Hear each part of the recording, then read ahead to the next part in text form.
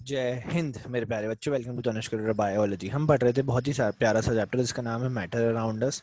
और हम लोग उसमें देखने वाले हैं कि जो मैटर है वो अपनी जब स्टेट चेंज करता है तब क्या होता है। बेसिकली टेम्परेचर बढ़ाने पे, है ना। ये हम लोग पढ़ रहे थे, can matter change it's states? Yes, तो आंसर है यस। हम सभी ने देखा है कि सॉलिड लिक्विड में कन्वर्ट हो जाता है, लिक्विड गैस में कन्वर्ट हो जाता है। तो अब हम देखते हैं कि टेम्परेचर चेंज होने पर सॉलिड में ऐसा क्या होता है कि वो लिक्विड में कन्वर्ट हो जाते हैं, और लिक्विड में ऐसा क्या होता है कि वो गैस में कन्वर्ट हो जाते हैं। ठीक है, तो चलो स्टार्ट करते हैं।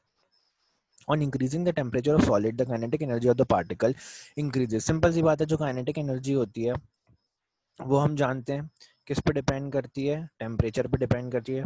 मतलब टेम्परेचर बढ़ाओगे तो काइनेटिक एनर्जी हमेशा ही क्या होगी, बढ़ जाएगी।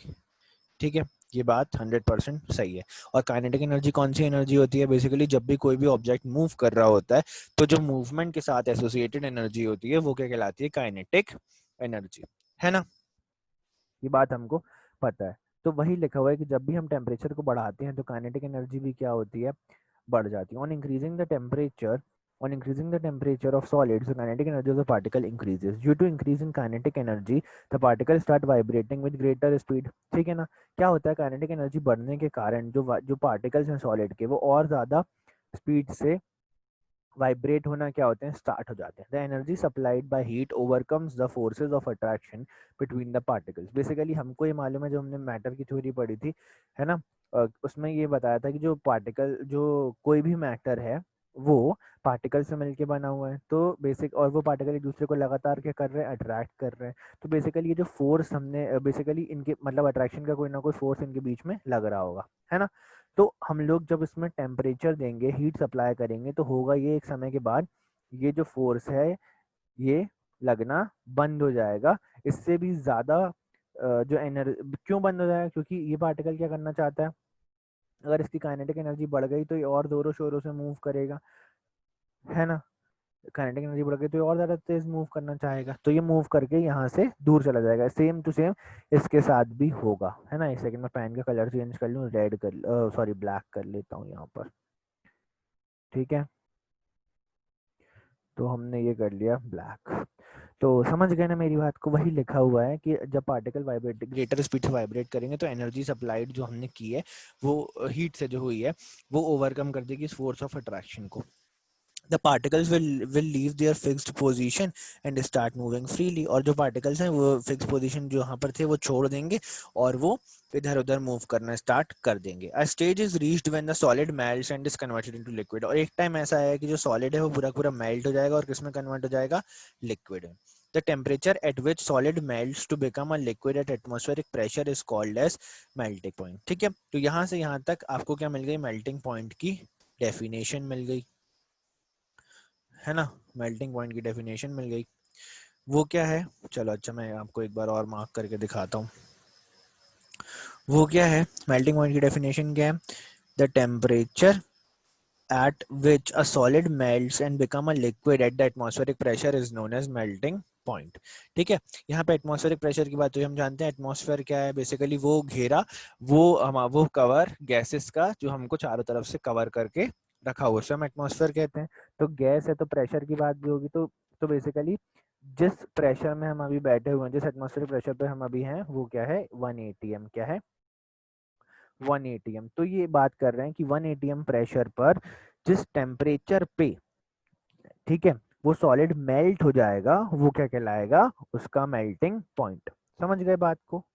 ठीक है, यहाँ से टेम्परेचर तो अलग अलग हो सकता है बट प्रेशर कैसा है, कांस्टेंट, हमेशा ही कैसा रहेगा, 1 atm, है ना। तो ये हमारा मेल्टिंग पॉइंट का डेफिनेशन हो गया। The melting point of a solid is an indication of the strength of the force of attraction present between its particles। Simple सी बात है, बेसिकली ये बोलना चाहते हैं आपसे कि जितना ज़्यादा फोर्स ऑफ अट्रैक्शन होगा उतना ज़्यादा टेम्परेचर हमको देना पड़ेगा। तो बेसिकली और मेल्टिंग पॉइंट वो टेम्परेचर है जब ये फोर्स ऑफ अट्रैक्शन खत्म हो जाएगा।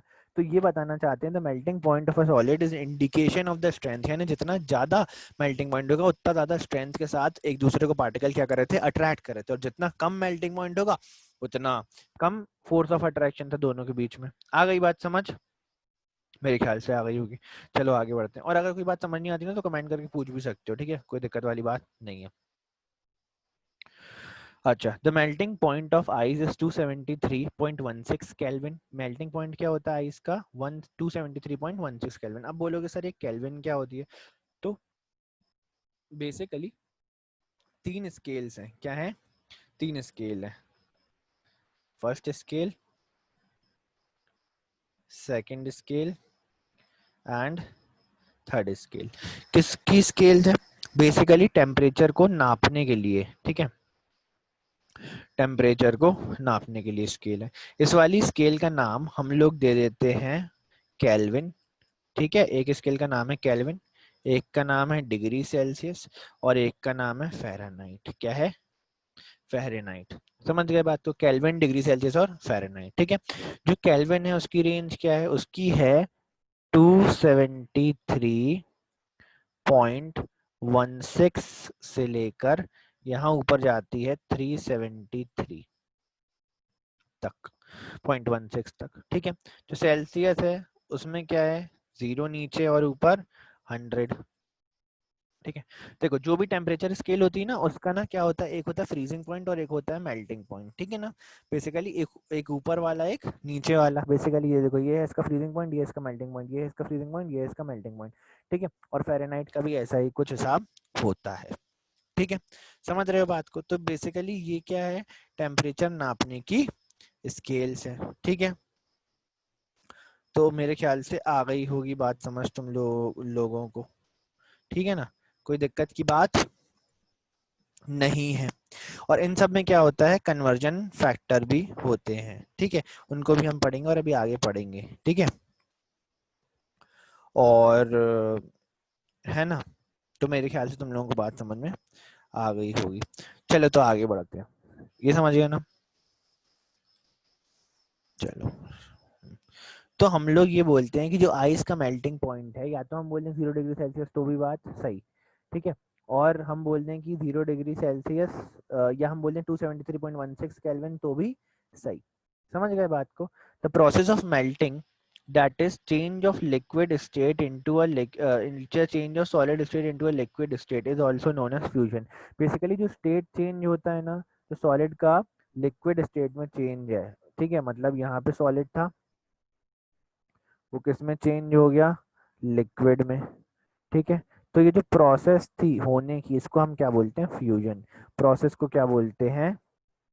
Fusion. Process is known as fusion, ठीक है ना। When a solid melt its temperature remains the same, so where does the heat energy go? ठीक है। अब एक सवाल आता है, देखो हम लोगों ने तो पिछली बार एक्टिविटी परफॉर्म की थी, लास्ट लेक्चर देखा है ना आपने? नहीं देखा तो आप चैनल पे जाके देख सकते हो, वो भी डाला हुआ है। उसमें मैंने आपको बताया था ये वाली एक्टिविटी हम लोगों ने जो परफॉर्म की थी 1.12। कहाँ गई वो एक्टिविटी? ऊपर में ले गया आई थिंक, हाँ हाँ, और ऊपर ये वाली एक्टिविटी। तो ना इसमें ना इन्होंने कुछ क्वेश्चन पूछे थे। तो इसमें हम लोगों ने देखा था कि जब वाटर, जो हमारी आइस थी, वो मेल्ट हो रही थी, तो जब तक वो पूरी की पूरी कन्वर्ट नहीं हो गई थी किसमें? वाटर में, तब तक उसका टेम्परेचर हमको 0 डिग्री ही सेल्सियस देखने को मिल रहा था। आ गई बात समझ? मतलब बढ़ नहीं रहा था। तो इसका मतलब हीट तो हम लगातार सप्लाई कर रहे हैं, बट वो हीट जा कहाँ रही है? सबसे बड़ा क्वेश्चन मार्क तो ये है। तो अब हम पता लगाते हैं कि वो हीट जा कहाँ रही थी, ठीक है। तो चलो पता लगाते हैं। You must have observed during the experiment of melting that the temperature of the system does not change after the melting point is reached till the ice melts. This happens even though we continue to heat the beaker. Thus we will continue thus we continue to supply the heat। ये बोलना चाहते हैं आपसे कि जब अपन ने वो ऊपर एक्सपेरिमेंट किया था, तो जो टेम्परेचर था वो सिस्टम का, वो क्या था? चेंज नहीं हो रहा था after melting point is reached, ठीक है। Till all the ice melt, यानी पूरी की पूरी आइस मेल्ट होने तक टेम्परेचर बदला नहीं था। और हम लगातार क्या कर रहे थे? हीट सप्लाई कर रहे थे। This heat gets used up in changing the state. Basically ये जो हीट है ये कहाँ यूज हो रही है? ये स्टेट चेंज में हेल्प कर रही है, changing of state by overcoming the forces of attraction. Simple सी बात है, हम लोग जानते हैं कि जो हमारा सॉलिड, लिक्विड और गैस है, वो बेसिकली एग्जिस्ट क्यों करता है? बिकॉज उनके फोर्सेस ऑफ अट्रैक्शन के कारण। सॉलिड में इतना पास पास रहते हैं, इनमें फोर्स ऑफ अट्रैक्शन बहुत ज्यादा रहता है, लिक्विड में ये कंडीशन रहती है, थोड़ा सा दूर रहते हैं और गैसेस में बहुत दूर दूर रहते हैं, है ना। तो जब हम फोर्सेस ऑफ अट्रैक्शन को ओवरकम करेंगे तभी तो फेस चेंज हो पाएगा। तो वही हो रहा है यहाँ पे between the particle. As the heat energy is absorbed by the ice without showing any rise in temperature, है ना। ये जो हीट एनर्जी है ये आइस के द्वारा लगातार एब्जॉर्ब होती जा रही है, बट टेम्परेचर में कोई भी चेंज नहीं आ रहा, बिकॉज वो टेम्परेचर किस में लग रहा है, इन मॉलिक्यूल्स के फोर्स ऑफ अट्रैक्शन को ओवरकम करने में लग रहा है। आ गई ना बात समझ। It is considered that it gets hidden into the content of the beaker and is known as latent heat. Basically हम लोग ये बोल रहे हैं, हमको ये पता है कि वो टेम्परेचर जा कहाँ रहा है, वो एनर्जी जा कहाँ रही है, टेम्परेचर नहीं बढ़ रहा, वो एनर्जी जा कहाँ रही है ये हमको पता है। और हम ये, लेकिन हम ये कंसिडर करते हैं कि जो कंटेंट बीकर में डले हुए हैं, तो बीकर में क्या डाला होता है, आइस डली हुई थी, वही क्या कर रही है, ये स्लेट इस एनर्जी को एब्जॉर्ब कर रही है, और हम बोलते हैं कि उसी के अंदर ये छुपी हुई है, ठीक है। और उस छुपी हुई हीट को हम क्या बोल देते हैं, लेटेंट हीट। क्या बोल देते हैं, लेटेंट हीट, ठीक है ना। The word latent means hidden, जो लेटेंट वर्ड है उसका मतलब ही क्या है, हिडन। क्या मतलब है उसका, हिडन, ठीक है ना। कोई शक की बात, मेरे ख्याल से तो नहीं। The amount of heat energy that is required to change 1 kg of solid into a liquid at atmospheric pressure at its melting point, it is known as latent heat of fusion. Basically यहाँ पर latent heat of fusion अगर आपसे कोई पूछे कि क्या होती है, तो आप सिंपल डेफिनेशन बताओगे कि जो भी हीट 1 केजी सब्सटेंस को मेल्ट करने में, 1 केजी सॉलिड सब्सटेंस को रूम एटमॉस्फेरिक प्रेशर पर मेल्ट करने में लगे, वो कहलाती है लेटेंट हीट ऑफ फ्यूजन। क्या कहलाती है, लेटेंट हीट ऑफ फ्यूजन, ठीक है ना। हीट क्या है, as a form of energy, और हीट की यूनिट क्या होती है, जूल। क्या होती है, जूल, ठीक है ना। एनर्जी की यूनिट बेसिकली जूल होती है, और heat is the form of energy, तो हीट को हम किस में नापते हैं, जूल में नापते हैं। तो उतनी अमाउंट ऑफ एनर्जी जो कि रिक्वायर हो किसी भी 1 केजी, कितने अमाउंट ऑफ 1 केजी, या फिर हम बोले 1000 ग्राम, बात तो एक ही है ना। 100 लिख दिया मैंने, यहाँ 1000 कर दो, है ना। 1000 ग्राम ऑफ सब्सटेंस को कन्वर्ट कराने में जो एनर्जी लगती हो सॉलिड से लिक्विड में, वो कहलाती है एटमॉस्फेरिक प्रेशर पर, वो कहलाती है हमारे को लेटेंट हीट ऑफ फ्यूजन। और किस टेम्परेचर पे लगेगी ये, मेल्टिंग पॉइंट पर, है ना, मेल्टिंग पॉइंट वाले टेम्परेचर पर। चलो बढ़ जाए आगे, ठीक है। So particles in water at 0 degree Celsius have more energy as compared to particle in ice at the same temperature. Simple सी बात है। तो इसमें हम बोल सकते हैं कि 0 डिग्री सेल्सियस पर जो वाटर है, वाटर उसके पार्टिकल्स के पास ज़्यादा एनर्जी प्रेजेंट होगी in comparison to that of ice, because ice is a solid and water is liquid, है ना। और हम लगातार एनर्जी देते जा रहे हैं ताकि वो काय में कन्वर्ट हो जाए, पूरा पूरा मेल्ट होकर पूरी की पूरी लिक्विड में हो जाए। तो कोई डाउट मेरे ख्याल से नहीं होगा, ठीक है ना। अच्छा, when we supply heat energy to water particle they start even faster, simple सी बात है। फिर जब तुमने क्या करा, वाटर पार्टिकल्स को एनर्जी सप्लाई करी, तो और ज्यादा रेट से क्या होने लगे, मूव करने लग गए। At a certain temperature the point is reached when the particles have enough energy to break free from the forces of attraction. Basically पहले पहले ये क्या कंडीशन थी, सॉलिड की कंडीशन थी, बहुत ही पास पास। फिर ये कंडीशन आई लिक्विड में। अभी भी इनके बीच की दूरी बढ़ गई है, बट फोर्स ऑफ अट्रैक्शन कुछ अमाउंट में लग रहा होगा, इतना नहीं लग रहा होगा जब इतनी पास पास थे, बट इतना तो लग रहा होगा, ठीक है ना। इससे तो कम लग रहा होगा, बट फिर भी लग रहा होगा। लेकिन हम लगातार टेम्परेचर देते जा रहे हैं, जिससे ये पार्टिकल्स की क्या हो रही है, काइनेटिक एनर्जी बढ़ती जा रही है, हाँ या ना, काइनेटिक एनर्जी बढ़ती जा रही है। तो एक टाइम ऐसा है कि पूरा का पूरा फोर्स ऑफ अट्रैक्शन क्या हो जाएगा, बहुत ही कम हो जाएगा, और ये पार्टिकल फ्रीली एक दूसरे से बहुत ज़्यादा दूर दूर चले जाएंगे। समझ गए, वही लिखा है। एट, समझ गए ना, इट्स इधर। At this temperature the liquid start changing into gas, और जिस टेम्परेचर पे ये हो जाएगा, तब क्या होगा, जो लिक्विड है वो किस में कन्वर्ट होना स्टार्ट हो जाएगा, गैस में। Liquid starts converting into gas, ठीक है ना। The temperature at which a liquid starts boiling at the atmospheric pressure is known as its boiling point. Basically कोई भी लिक्विड जब बॉयल होना स्टार्ट हो जाए, है ना, मतलब वेपर में कन्वर्ट होना स्टार्ट हो जाए एटमॉस्फेरिक प्रेशर पर, उस टेम्परेचर को हम क्या बोलेंगे, उसका बॉइलिंग पॉइंट। तो कोई भी तुमसे अगर बॉइलिंग पॉइंट की डेफिनेशन पूछे तो तुम क्या बता दोगे, the temperature at which a liquid start boiling at atmospheric pressure is known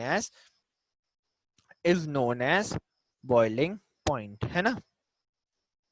This is the temperature at which a liquid starts boiling at the atmospheric pressure is known as boiling point. बात खत्म. Boiling point is a bulk phenomena. Boiling point क्या है? Bulk phenomena है. ठीक है, मतलब सारे particles का सारे particles से इसका relation है. मतलब बहुत, तुम एक particle का नहीं बता सकते boiling point वहां पर. ठीक है ना, तुमको पूरे पूरे उसका बताना पड़ेगा, जो भी तुम substance ले रहे हो उसका.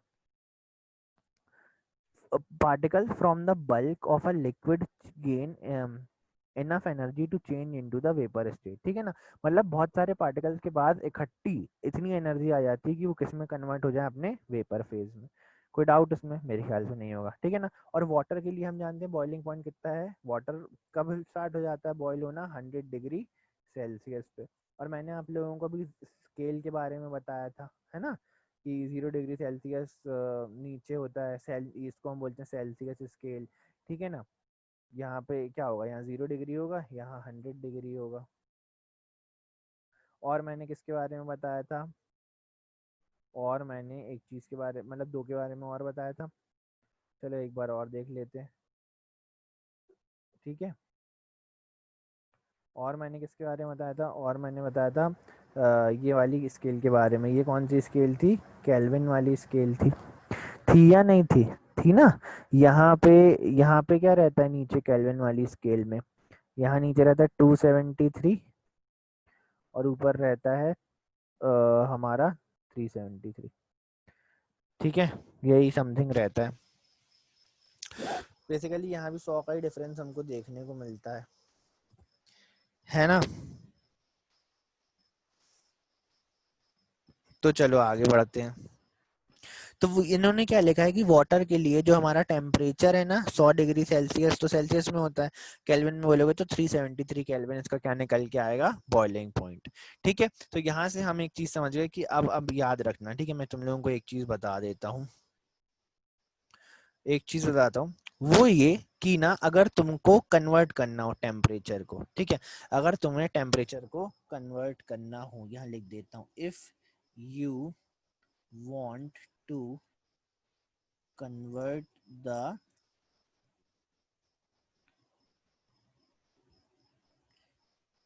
क्या लिखा है? If you want to convert the temperature. ठीक है, सिंपल सी बात है, अगर तुम्हें टेम्परेचर को कन्वर्ट करना हो. ठीक है ना. और मेनली कहाँ से कहाँ?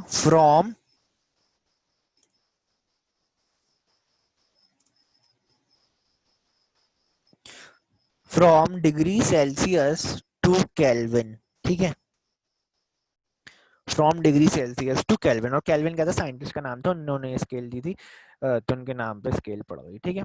अच्छा, तो देखो कैसे करोगे. फ्रॉम डिग्री टू सेल्सियस, एक सेकेंड, कहाँ गया? तो फ्रॉम डिग्री टू सेल्सियस. ठीक है, from degree Celsius to kelvin. ठीक है. तो सिंपल थी एक चीज यूज करते हैं अपन इसमें, +273. ठीक है. जैसे कि अगर तुमसे बोले कि 0 डिग्री सेल्सियस कितने केल्विन होगा, केल्विन में कितना होगा, तो तुम क्या करोगे? सीधे सीधे 0 + 273 कर दोगे, तो तुमको आंसर में मिल जाएगा कि इतने केल्विन होगा. ठीक है, समझ गए ना बात को? तुमको आंसर मिल जाएगा कि इतने केल्विन होगा, तो 273 केल्विन होगा. ठीक है. ऐसे ही अगर कोई तुमसे बोलेगा कि 100 डिग्री सेल्सियस 100 डिग्री सेल्सियस कितने केल्विन होगा, कितने केल्विन होगा, तो आंसर क्या मिल जाएगा? सीधे सीधे 100 में क्या जोड़ दो? 273. 100 में क्या जोड़ दो? 273. तो बताओ कितना हो जाएगा? 373 हो जाएगा ना? हो जाएगा कि नहीं? तो आंसर है कि हो जाएगा. तो ये आ जाएगा ना 373. तो कोई डाउट नहीं. ऐसे ही चलो मैं तुम लोगों को 3-4 क्वेश्चन और करके दिखाता हूँ. ये समझ गए ना? सीधे सीधे डिग्री टू सेल्सियस जाना हो तो 273, है ना, क्या कर दो? जोड़ दो. बेसिकली डिग्री सेल्सियस से अगर केल्विन में जाना हो तो 273 का क्या कर दो? एडिशन कर दो. ठीक है. अब मैं तुम लोगों को यहाँ 5 क्वेश्चन लेता हूँ, तुम लोग करना फटाफट. ठीक है, तो करो. मान लो 25 डिग्री सेल्सियस को तुमको बदलना है केल्विन में. किसमें बदलना है?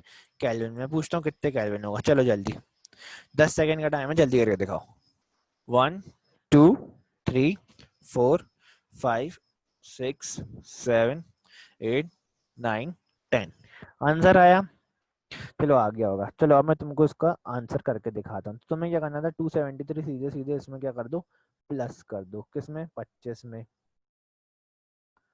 तो तुम्हें निकल के आ जाएगा कि ये 298 केल्विन टेम्परेचर है। कितना, 298 केल्विन। आ गई बात समझ। चलो अब मैं एक क्वेश्चन और लेता हूँ, ठीक है, उसको करके दिखाना। तो क्वेश्चन है 37 डिग्री सेल्सियस को कन्वर्ट कीजिए केल्विन में, देख बताइए कितने केल्विन होगा।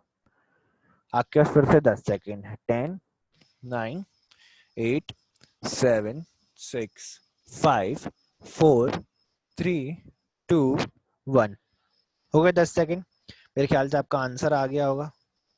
तो अब देख लेते हैं सही है कि गलत है ना। 273 प्लस 37 करोगे तो क्या बचेगा, यहाँ सीधे सीधे 10 आ जाएगा और यहाँ 11 आ जाएगा, तो 310 केल्विन। तो ये हमारा आंसर बनेगा कि 37 डिग्री सेल्सियस कितना केल्विन होता है, 3110 केल्विन। ठीक है, वेरी गुड जी। चलो अब एक क्वेश्चन और करते हैं अपन। चलो एक क्वेश्चन और करते हैं, एक क्वेश्चन और करते हैं। वैसे दो, वैसे तीन और क्वेश्चन करेंगे। एक क्वेश्चन ये है कि 53 डिग्री सेल्सियस को कन्वर्ट कीजिए केल्विन के अंदर। किसके अंदर, कितने केल्विन होगा, करिए। चलो 10 सेकंड का टाइम है। 10 9 8 7 6 5 4 3 2 1। सर बहुत जल्दी कर ली, 10 सेकंड, हाँ बहुत जल्दी कर ली। तो चलो 53 प्लस 273 है ना, प्लस करो। 3 3 6, 5 प्लस 7 12 और 2 प्लस 1 3। तो आंसर कितना है, 326 केल्विन। आ गया, यही आंसर आया था। मेरे ख्याल से यही आया होगा यार, प्लस माइनस तो तुम लोगों को बनता ही होगा, है ना। तो चलो अब अपन बढ़ते हैं आगे। एक और क्वेश्चन ले लेते हैं। वो ये है 73 डिग्री सेल्सियस को कन्वर्ट कीजिए केल्विन में, कि 73 डिग्री सेल्सियस कितने केल्विन होगा। तो आप बहुत अच्छे से जानते हैं। कितने सेकंड है आपके पास, 10 10। तो सॉल्व कर लीजिए। 10 9 8 7 6 5 4 3 2 1, है ना। क्या करना है, 273 प्लस 73, तो 3 3 6 7 7 14 7 7 4 और ये आ गया तो 346 केल्विन, है ना। 346 केल्विन। कोई डाउट, मेरे ख्याल से नहीं। तो बढ़ जाएं आगे। चलो एक क्वेश्चन और लेते हैं, फिर अपन बढ़ जाएंगे आगे। यार मैं भी क्लियर ऑल कर सकता हूँ ना, तो हाँ चलो एक क्वेश्चन और लेते हैं। वो ये है कि 1000 डिग्री सेल्सियस को कन्वर्ट कीजिए केल्विन में। बताइए कितने केल्विन होगा। 1000 डिग्री सेल्सियस कितने केल्विन होगा, जल्दी बताओ। 10 सेकेंड है तुम्हारे पास। 10 9 8 7 6 5 4 3 2 1। ठीक है, करा। कितना आया, 1000 प्लस 273 इज 1273 केल्विन। आ गया, this will be our answer. Okay okay, मेरे ख्याल से कोई दिक्कत नहीं होगी। ठीक है, चलो अब हम देखते हैं। अगर हमको एक कन्वर्जन और सीख लेते हैं। If we want to convert, है ना, from kelvin to, from kelvin to Celsius. अगर हमको केल्विन से सेल्सियस में जाना होगा तो क्या करेंगे भाई, बताओ ना क्या करेंगे। सोच लिया होगा मेरे ख्याल से, तुमने बोला कि सब्ट्रैक्ट करेंगे। हाँ सिंपल सी बात है। जब आने पर सब्ट्रैक्ट कर रहे थे तो जाने पर क्या, जब आने पर ऐड कर रहे थे तो जाने पर सब्ट्रैक्ट करेंगे। ठीक है, एग्जाम्पल के तौर पे अगर हमारे पास 300 केल्विन है और हमने बोला कि आप इसको बताइए कि कितने डिग्री सेल्सियस है ये, तो आप क्या करोगे, एक रूल याद कर लो, -273। ठीक है, तो आप क्या करोगे, सीधे सीधे 300 लिखेंगे यहाँ पर और माइनस कर देंगे 273 को। आ गए बात समझ।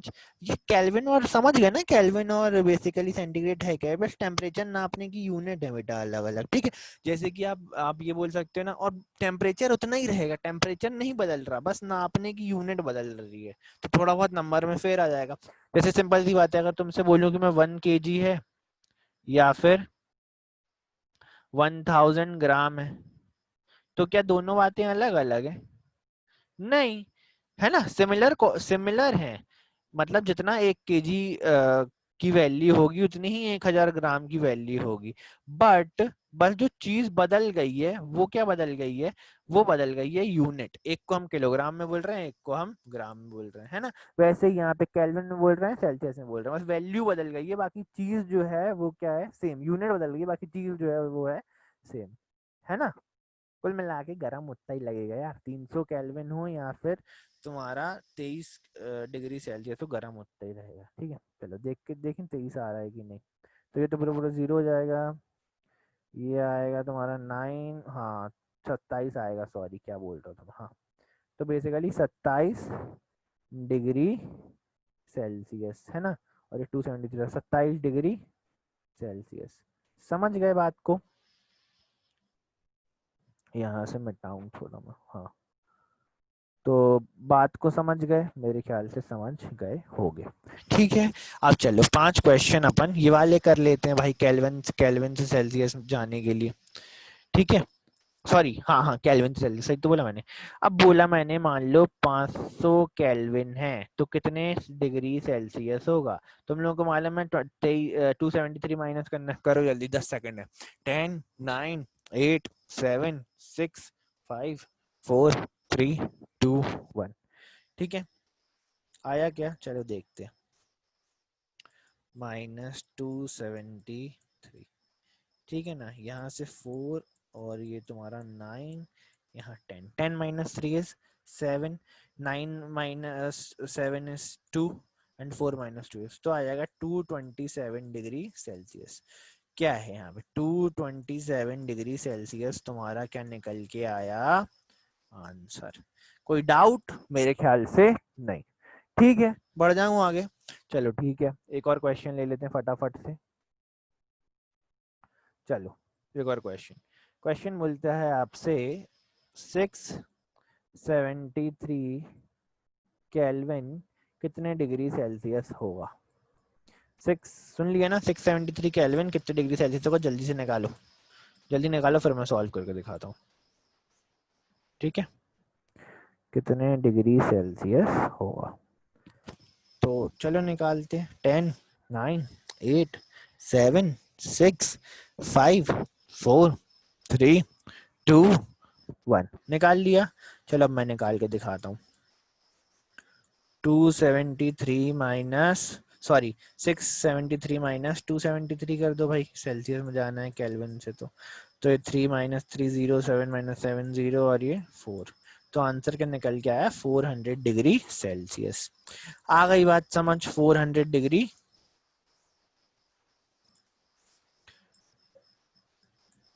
400 डिग्री सेल्सियस। ठीक है, मेरे ख्याल से ठीक है। चलो 3 क्वेश्चन और करें फिर अपन आगे बढ़ते हैं। अच्छा, अब सोच रहे होगे सर क्या सर, प्लस और माइनस ही तो करना है, बट क्या होता है बच्चे इसमें भी गलती कर देते हैं, इसलिए मैं 5-5 क्वेश्चन करा दे रहा हूँ। ठीक है ना, 5-5 क्वेश्चन अपन कर ले रहे हैं। ठीक है, चलो तो अपन करते हैं।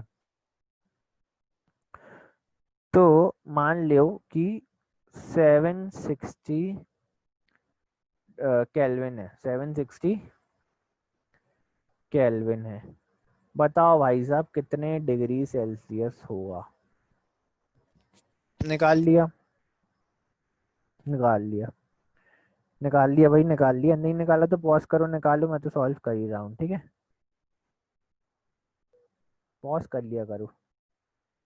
चलो, तो 760 यहाँ पे 5, 10 माइनस 3 7, फिर से लेना पड़ेगा, तो 15 माइनस कितना आएगा, यहाँ पे आएगा ना 8, ठीक, और यहाँ पे आएगा 4, तो 487 degree Celsius is equal to 760 kelvin, ठीक है ना। तो ये तुम्हारा इक्वल है। तो कोई डाउट मेरे ख्याल से तो नहीं। ठीक है, 2 क्वेश्चन और ले लेते हैं, 2 क्वेश्चन और ले लेते हैं। चलो अब तुम लोग सॉल्व करोगे, मैं 2 क्वेश्चन दे रहा हूँ, ठीक है। एक दे रहा हूँ मैं कि तुम लोग निकालो 450 केल्विन ले लो। हाँ, 450 केल्विन कितने डिग्री सेल्सियस के इक्वल होगा? 450 केल्विन कितने डिग्री सेल्सियस के इक्वल होगा, जल्दी से बताओ। ठीक है, बताओ जल्दी से,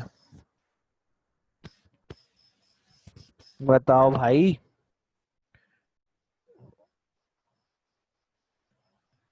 ठीक है ना, 450 माइनस 273 करोगे तो यहाँ पे आएगा 4, यहाँ पे आएगा 7, यहाँ पे आएगा 3, यहाँ पे आएगा 14 माइनस 7 7, और ये 1, तो ये आ जाएगा 177 डिग्री सेल्सियस, है ना। समझ गए? चलो बहुत सही। अब अच्छा, अब चलो आगे बढ़ते हैं अपन, है ना। बहुत अपन ने खेल लिया डिग्री सेल्सियस और अपना केल्विन केल्विन केल्विन केल्विन। तो अब आगे बढ़ने का टाइम आ गया, चलो बढ़ते हैं।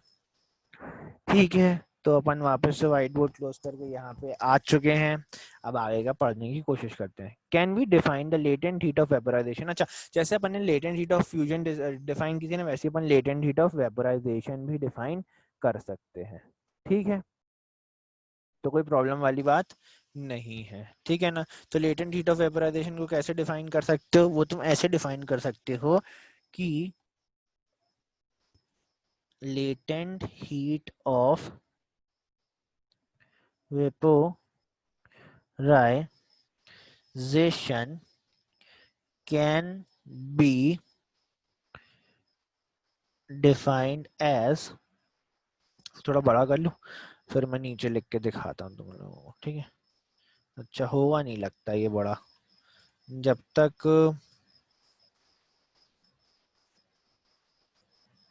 हाँ अरे यार, हाँ सुनो मेरी बात, ये समझ गए ना latent heat of vaporisation define कैसे करते हैं अपन ने। तो अपन ने यहाँ बस लिख दिया है कि latent heat of vaporisation defined है। तो अपन अब आगे चलते हैं कि इसको डिफाइन करेंगे कैसे, इसको डिफाइन करेंगे कैसे। और अपन मेरे ख्याल से ले लेते हैं लाल, क्योंकि लाल ही दिखने वाला है, इस पे रेड दिख जाएगा। तो it is defined as the heat the heat required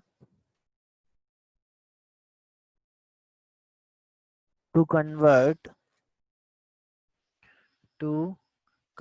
heat require REQUI, heat required to convert 1 kg to convert 1 kg of a liquid, 1 kg of a liquid substance,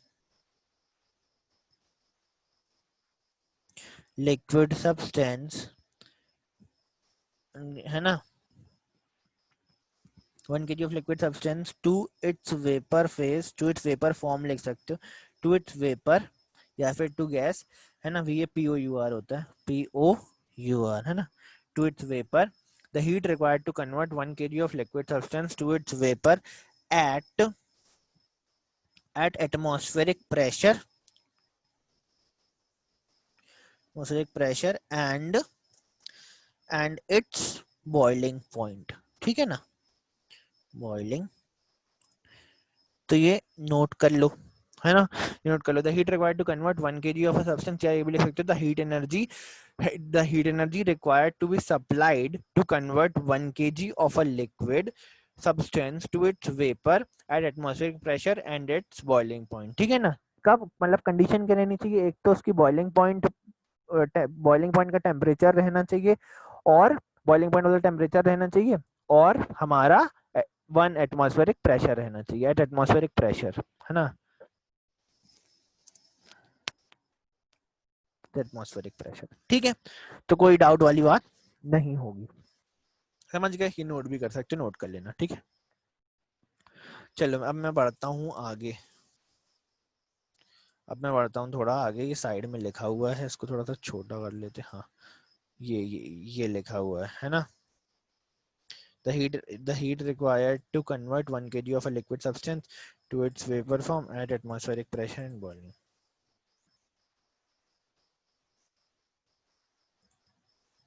ये देखो सही है, ठीक है। आ गई बात समझ? मेरे ख्याल से आ गई होगी, है ना। देखो यहाँ पे अब थोड़ा अपन पढ़ते हैं। हाँ, तो यहाँ पे लिखा है कैन ये हो गया लेटेंट हीट, मैंने डिफाइन कर दिया। Do it in the same way as you define latent heat of fusion, ठीक है ना। फ्यूजन वो थी यहाँ पे परफ्यूम कन्वर्टर। अच्छा, ठीक है ना। Particles in steam that is, अच्छा देखो क्या लिखा है। Particle in steam that is water vapour eight 273 kelvin have more energy than water at the same temperature. This is because particle in steam have absorbed extra energy in the form of latent heat of vaporization. Simple सी बात है, हमको मालूम है कि जो steam होती है, अच्छा ये सुना होगा कि जो स्टीम होती है ना, भाप, वो ज्यादा हानिकारक होती है एज कम्पेयर टू पानी। सेम टेम्परेचर पे, दोनों का ही टेम्परेचर 100 डिग्री सेल्सियस है, बट जो हमारी स्टीम होगी वो ज्यादा हानिकारक होगी, जस्ट बिकॉज क्योंकि उसके पार्टिकल्स के पास क्या है, ज्यादा एनर्जी, ठीक है, ज्यादा हीट एनर्जी। और वो आई कहाँ से? वो आई हमारी लेटेंट हीट से। आ गई बात समझ? वो एनर्जी आई कहाँ से? बेसिकली जो एक्स्ट्रा हीट एनर्जी एब्जॉर्ब हुई है ना, वो लेटेंट हीट के फॉर्म में, ठीक है, लेटेंट हीट ऑफ वेपराइजेशन के फॉर्म में, वहां से आई। आ गई बात समझ, है ना। चलो, तो एक बार अब अपन ये वाले इसको चार्ट को देख लेते हैं, ठीक है, कि ये क्या है, ये बोलना क्या चाहता है। ये बोलना चाहता है जब आप सॉलिड से लिक्विड जाएंगे तो आपको सॉलिड से लिक्विड जाने के लिए क्या करना पड़ेगा, हीट करना पड़ेगा, और लिक्विड से सॉलिड आने के लिए वापस से कूल करना पड़ेगा, ठीक है। फिर लिक्विड से अगर आपको गैसियस जाना है तो आपको हीट करना पड़ेगा, और अगर गैसियस से लिक्विड आना है तो आपको कूल करना पड़ेगा, ठीक है ना। जब आप सॉलिड से लिक्विड की तरफ जाएंगे तो प्रोसेस क्या कहलाएगी? फ्यूजन। क्या कहलाएगी? फ्यूजन। यहाँ पे लिख दूं क्या? Solid to liquid is fusion, यहाँ लिख देता हूँ, ठीक है। यहाँ मैं लिख देता हूँ कि to solid to liquid, solid to liquid process, process known as free, process known as, क्या बोला था मैंने? फ्यूजन। हाँ, प्रोसेस नोन एज फ्यूजन, ठीक है, कोई दिक्कत वाली बात नहीं।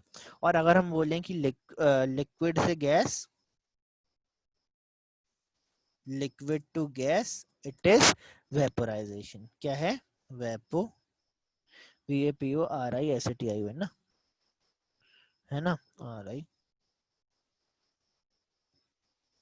हाँ, वेपोराइजेशन, ठीक है ना। अच्छा,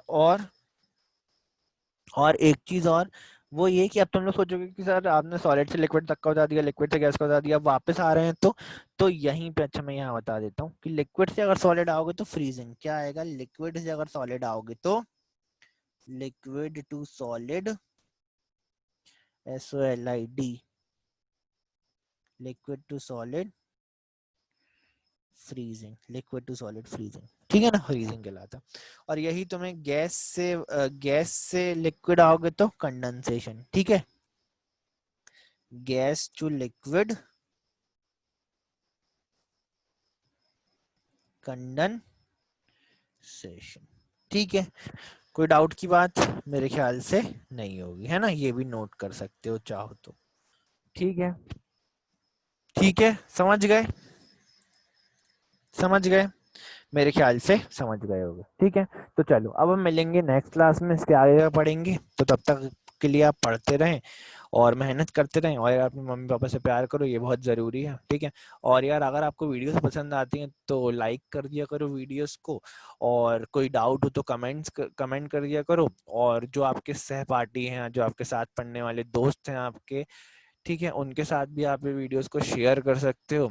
और दूसरी चीज़ ये कि आप चैनल को सब्सक्राइब भी कर देना, ठीक है, ताकि जो नई वीडियोस हैं वो आप तक पहुंचती रहें। और साथ में बेल आइकन को क्लिक कर दोगे तो नोटिफिकेशन भी आ जाएगा जब भी वीडियो अपलोड होगी, है ना।